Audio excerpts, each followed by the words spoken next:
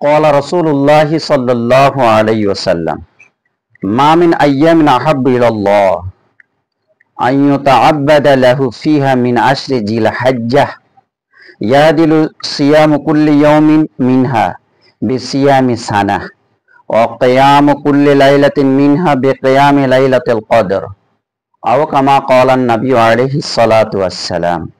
জনাবে মুহাম্মদ রাসূলুল্লাহ সাল্লাল্লাহু আলাইহি সাল্লাম ইরশাদ করেন যে আল্লাহ পাকের নিকট জিলহজ মাসের প্রথম 10 দিনের ইবাদত অত্যন্ত পছন্দনীয়, অন্য কোনো ইবাদত নয়। উহার প্রতিটি দিনের রোজার আল্লাহ পাক 1 বছরের রোজার সওয়াব দান করেন। প্রত্যেক রাত্রির ইবাদত শবে কদরের ইবাদতের সমতুল্য সওয়াব দান করেন। তাহলে সম্মানিত উপস্থিতি, আমরা বুঝতে পারলাম যে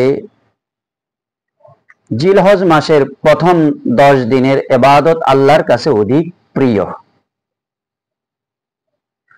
এবং জিলহজ মাসের 10 তারিখ তো কোরবানি, সেই দিন রোজা রাখা হারাম, কিন্তু 9 দিন যদি রোজা রাখে প্রতিদিনের রোজার বিনিময়ে আল্লাহ রাব্বুল আলামিন ওই ব্যক্তির আমলনামার মধ্যে 1 বছরের রোজা রাখার সওয়াব দান করেন।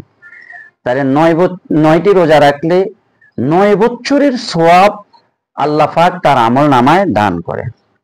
আর প্রতি রাত্রিতে ইবাদত করলে লাইলাতুল কদর রাত্রিতে যেভাবে ইবাদত করলে সওয়াব পাওয়া যায়, ঠিক অনুরূপ সওয়াব আল্লাহ তাআলা তার আমলনামায় দিয়ে দেন।